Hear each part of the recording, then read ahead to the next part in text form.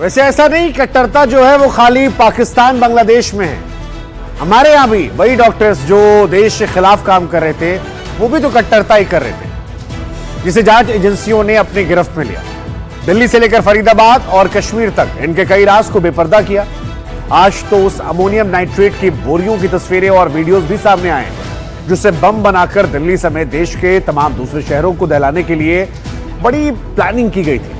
और कई बार ये मन में ख्याल आता है, और आप भी सोचिए कि डॉक्टर मुजम्मिल के घर से 50 बोरियां मिली थी।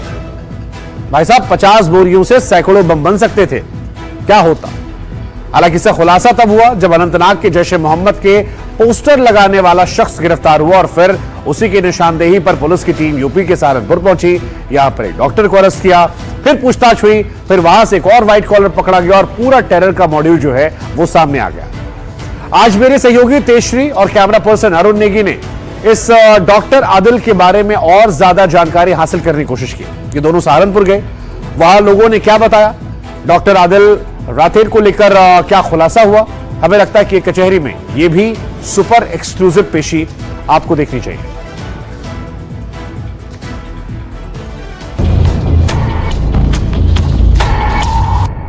थोड़े से इंट्रोवर्ट थे, वो किसी से बहुत जल्दी मिक्स एंड मैच नहीं करते थे। लेकिन हाँ, वो सस्पिशियस तो थे। आप पेमेंट मुझे कैश में कर दीजिए, बाकी आप अकाउंट में कर दीजिएगा। पेशेंट देखा, बहुत अच्छे से देखा और अपनी ओपीडी में बैठ गए। ज्यादातर वो अपनी ओपीडी में ही रहते थे। दिल्ली से करीब 180 किलोमीटर दूर उत्तर प्रदेश का सहारनपुर, वो इलाका जहां सबसे पहले डॉक्टर वाले बारूदी टेरर मॉड्यूल का भंडाफोड़ हुआ। वो जगह जहां अनंतनाग का रहने वाला डॉक्टर आदिल काम कर रहा था। वही डॉक्टर आदिल जिसने कश्मीर में जैश के पोस्टर लगाए थे, जिसके अनंतनाग वाले लॉकर से AK-47 बरामद हुई। वही डॉक्टर जिससे पूछताछ के बाद अल फलाह यूनिवर्सिटी वाले फिदाइन डॉक्टरों तक पुलिस पहुंची। उसी डॉक्टर के सहारनपुर वाले घर तक एनडीटीवी की रिपोर्टर तेजश्री पहुंची। कैमरामैन अरुण गए लोगों से आदिल के बारे में बात की। तस्वीरें हम आपको उस गली की दिखा रहे हैं जहां पर ये घर है। आप देख सकते हैं काफी छोटी सी सकरी सी गली है, बहुत ज्यादा डेवलप्ड नहीं है ये इलाका, फिर भी उसने ये चुना ताकि वो अपनी लो प्रोफाइल को मेंटेन कर सके। और यहाँ के जो रहवासी हैं उन्होंने भी यही बताया कि वो बहुत ज्यादा बातचीत नहीं करता था, बहुत ही लो प्रोफाइल मेंटेन करता था ताकि पता ना चले कि यहाँ पर क्या कुछ हो रहा है। और इस पूरे घटनाक्रम की तैयारी 1 साल से चल रही थी, क्योंकि साल 2024 के नवंबर महीने में वो दिल्ली सहारनपुर आ चुका था और उसके बाद से यहाँ पर पूरी तैयारी चल रही थी। और इसीलिए याद रखिए कि दिल्ली में 10 नवंबर को बम धमाका हुआ और उसके पहले ठीक 31 अक्टूबर को वो श्रीनगर से दिल्ली आया था। आप देख सकते हैं तस्वीरों के जरिए ये वही घर है जहाँ पर वो रहता था। और आदिल वही शख्स है जिसे जैश ए मोहम्मद के पोस्टर लगाने के लिए गिरफ्तार किया गया था। सीसीटीवी में भी कई सारी तस्वीरें उसके सामने आई थी। और जब पुलिस ने उसे गिरफ्तार किया, तमाम कई सारी जगहों पर रेड डाली, उससे पूछताछ की। पूछताछ करने पर पता चला कि फरीदाबाद से इसका मॉड्यूल जुड़ा हुआ है और वहीं पर जाकर 2900 किलो का विस्फोटक बरामद हुआ। वैसे उसका मिलना जुलना यहाँ किसी वैसे तो था नहीं, किसी बहुत ज्यादा नहीं मिलता था किसी से। बस आते जाते कभी वो आया और हम इधर से निकल ले, सलाम कर लिया उसने, हमने उससे सलाम कर लिया। कितने साल रहा इस घर में? रहा होगा मैं हाल के 4-5 महीने। 4-5 महीने रहा। हाँ। हाँ। कुछ बातचीत हुई थी आपकी कभी यहाँ पर, किसी से आना जाना होता था घर में? नहीं, वैसे हम उसके रहते हुए हमारा आना जाना उसके पास नहीं हुआ। रास्ते में यहाँ मिल गया तो दुआ सलाम हो गई। कौन आता है? जब आसपास के और लोगों से बातचीत हुई तो यह कंफर्म हो गया कि डॉक्टर आदिल काफी लो प्रोफाइल रहता था। अस्पताल से घर, घर से अस्पताल, लेकिन जिस हॉस्पिटल में उसने ड्यूटी ज्वाइन की वहाँ के डॉक्टर का क्या कहना था, वहाँ किस तरह बिहेव करता था, ये जानने के लिए हमारे संवाददाता तेजश्री पहले सहारनपुर के दीपरास अस्पताल गए। यहाँ डॉक्टर आदिल ने करीब 2.5 महीने काम किया। बातचीत में पता चला जो अपने साथ 2 और डॉक्टरों को रिक्रूट करने का दबाव डाला करता था, वो डॉक्टर कश्मीर के। एनडीटीवी की टीम उस अस्पताल में आ पहुंची है जहां पर डॉक्टर आदिल साल 2024 महीना था नवंबर, यहां पर काम करने के लिए आया था। ये वही अस्पताल है जहां पर उसने 2.5 महीने बिताए थे। कई सारी ऐसी गतिविधियां उसकी रही होंगी जो संदेह जरूर पैदा करती हैं, लेकिन उस वक्त स्थितियां सामान्य थी, इसलिए उन संदेहों को, उन संदिग्ध गतिविधियों को इतना ज्यादा ध्यान नहीं दिया गया। लेकिन आज एनडीटीवी आपको उस कमरे में भी ले चलेगा जहां पर वो बैठता था। ये वही कमरा है दर्शकों जहां पर डॉक्टर डॉक्टर आदिल जो है वो बैठता था, यहीं पर इलाज करता था और यहाँ के जो डॉक्टर्स हैं उन्होंने हमें तमाम तरह की जानकारियां भी दी और ये भी बताया कि किस तरह से वो ज्यादातर अपना समय इसी ओपीडी में बिताता था और ओपीडी से बाहर भी नहीं आता था। फाइल है आदिल की जो उसने जमा की थी, आप देख सकते हैं कि Jammu and Kashmir state board of school education की ये फाइल है, ये उसकी प्राथमिक शिक्षा की फाइलें और दस्तावेज सभी हमें नजर आ रहे हैं और एक के बाद एक ये एक्सक्लूसिव तस्वीरें हम आपको एनडीटीवी इंडिया पर दिखा रहे हैं सिर्फ इस बात की जानकारी देने के लिए कि आप सोचिए प्लानिंग, जैसा हम लगातार कह रहे हैं कि प्लानिंग जो है वो केवल इस साल से ही नहीं, केवल कुछ महीनों की ही नहीं बल्कि पिछले साल से ही प्लानिंग चल रही थी। यूनिवर्सिटी ऑफ कश्मीर ये experience certificate of registration, medical registration council, university of Kashmir की तमाम डॉक्यूमेंट्स हैं जो आप देख सकते हैं, डोमिसाइल सर्टिफिकेट भी है और ये उसकी तस्वीर है जहां पर आप तस्वीर में उसकी इस फॉर्म में उसकी फोटो भी देख सकते हैं और ये तमाम तरह के डॉक्यूमेंट्स हैं जो उसने यहाँ पर आने से पहले जमा किए थे और ये देखिए यहाँ पर लिखा भी हुआ है, इसको रिकॉग्नाइज भी किया था, NMC recognition NAC grade plus Adil Ahmad Rather son of Abdul Majeed rather.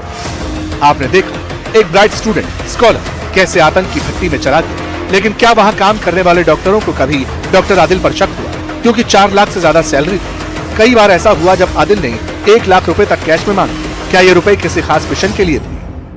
क्या आदिल ने अपनी असलियत कभी जग जाहिर होने दी?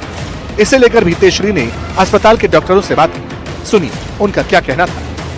यार हम लोगों की ऐसी बात हो रही थी, हम बैठे हुए थे तो पुलवामा कांड के ऊपर बात हुई तो मैंने उनको बोला, मैंने कहा मतलब मैं एक रील स्क्रॉल कर रही थी, मैंने तब उसको देखा एंड मैंने उनको बोला, मैंने कहा यार आतंकवादियों का कोई जमीर नहीं होता क्या? उनको नहीं लगता कि हमारे सैन्य अधिकारी जो हैं जिनकी डेथ हुई, जो अभी मतलब रिसेंटली उनकी मैरिज हुई है, तो आज के टाइम को मैं देखूँ तो आई एम शॉक्ड कि एक दोहरा व्यक्तित्व कैसा हो सकता है। उन्होंने पाकिस्तान को और आतंकवादियों को गालियाँ दी थी, दे आर अब्यूजिंग लिटरली।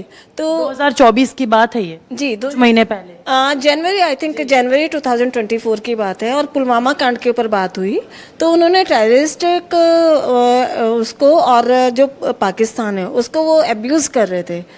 कहते हैं हमारा इस्लाम ये चीज़ नहीं कहता है कि हम आतंकवाद को प्रमोट कर रहे हैं। ऐसा उन्होंने आपको क्यों कहा? आपका विश्वास जीतने के लिए?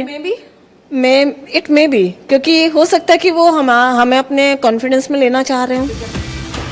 हालांकि थोड़े दिन बाद ही डॉक्टर आदिल ने इस अस्पताल से किनारा कर लिया और फिर सहारनपुर में ही दूसरे अस्पताल में बतौर स्पेशलिस्ट ज्वाइन किया। आदिल ने इस फेमस नाम के हॉस्पिटल में करीब 6 महीने काम किया। तेजश्री यहाँ भी पहुंची और डॉक्टर आदिल को लेकर वो बातें जानने की कोशिश की जो अभी तक सामने नहीं आ सकी। यही वो केबिन है जहां पर वो बैठता था, आप देख सकते हैं तस्वीरों के जरिए कि फेमस मेडिकेयर हॉस्पिटल में यहीं पर बैठता था वो और लगातार पेशेंट्स उसके यहाँ आते थे। गौर करने वाली बात यह है कि 31 अक्टूबर का वो दिन था जब वो यहाँ श्रीनगर से दिल्ली आया था और 31 अक्टूबर यदि हम देखें तारीख के मुताबिक तो 10 दिन पहले जब घटना हुई दिल्ली में बम ब्लास्ट के, उससे सीधे 10 दिन पहले का ये पूरा मामला है। और ये देखिए यहाँ पर इसी अस्पताल में उसका नाम भी लिखा हुआ था, लेकिन अब चूंकि वो आतंकवादी है, डॉक्टर नहीं है, इसीलिए इस पूरे नाम को यहाँ पर पूरी तरह से इस पोस्टर पे, बैनर पे ढक दिया गया है। इनका बिहेवियर बिल्कुल शांत नॉर्मल जो होता है और पेशेंट्स के ऊपर ज़्यादा फोकस करना, लेकिन वो आपसे क्षणिक मिलते थे। अगर आप बहुत कम टाइम के लिए, बहुत कम टाइम, जब आप चीज़ों को रिलेट करोगे तो आपको थोड़ा सा आइडिया होगा कि ये आके एक अपना इंप्रेशन आपके दिमाग में दे देते थे कि हाँ ये गले मिलने वाले। जनरली हम लोग हाथ मिलाते हैं, ये आके सीधा गले मिलते थे। हाथ नहीं मिलाते थे, गले मिलता था, गले मिलते थे, प्यार से बात करते थे, बच्चों को टॉफ़ी देना, रास्ते में कोई अगर कुत्ता भी दिख गया तो साइड हो जाना डर के मारे। तो ऐसी पर्सनैलिटी आप कहीं से भी रिलेट नहीं कर। आपका विश्वास जीतने की कोशिश की सबसे पहले तो इस विश्वास जीतना या उनकी प्रैक्टिस थी हमें तो नहीं मालूम है, लेकिन हाँ वो सस्पिशियस तो थे। जैसे कि अगर आप रिलेट करोगे, रूम की बात मैं करूँगा तो हमारे जितने भी डॉक्टर्स हैं जिनको हमने एकोमोडेशन दिया है, उन्होंने उस एकोमोडेशन को ऑक्यूपाई ना करके ऐसी जगह पे अपना रूम तलाश किया जो जगह आइसोलेशन में हो, जहाँ पे CCTV कैमरेज ना हो। पता तो ये भी चला था कि अस्पताल से सैलरी के तौर पर डॉक्टर आदिल को 39 लाख रुपए मिले थे। हालांकि इसी दौरान डॉक्टर आदिल की 4 अक्टूबर को काजीगुंड में शादी हुई। शादी में सहारनपुर के साथी डॉक्टरों को भी बुलाया गया जो पहुंचे, उनमें से एक डॉक्टर बाबर भी थी। तो क्या कश्मीर में डॉक्टर आदिल को लेकर उन्हें शक हुआ? इसे लेकर भी बातचीत हुई। भाई अगर उनका फ़ोन आता था तो कश्मीरी भाषा में ही वो बात करते थे जो हमारी समझ में नहीं आता। और रही बात अगर हमें कभी भी ऐसा चीज़ लगता तो बहुत पहले हम कोई भी स्टाफ को या किसी मेंबर को लगता तो हम कहीं ना कहीं एजेंसीज में या थाने में कॉल या उन्हें बता दिया जाता। शादी कब थी उसकी और क्या शादी कैसी हुई थी? शादी उनकी 4 तारीख की थी, 4/10 में। और शादी सिंपल, कुछ उनका कल्चर जो अलग होता है इस तरीके से वो शादी हुई है। उसमें भी हमें कोई ऐसा सस्पिशियस कोई पर्सन नहीं लगा, कोई एक्टिविटीज़ नहीं लगी, बिल्कुल सिंपल तरीके से वो रहा है। पर कुछ ऐसी चीज़ हमें नहीं दिखाई दी। कितने लोग आए थे शादी में? शादी में लोग होंगे 50-60 या ज़्यादा होंगे लोग। अब आपने डॉक्टर उमर की तस्वीर तो देख ही ली है, जो खुद एक आतंकवादी था जिसने बम ब्लास्ट किया है। कई सारी तस्वीरें आ रही है, वो दिखा था आपको शादी में? नहीं मैम।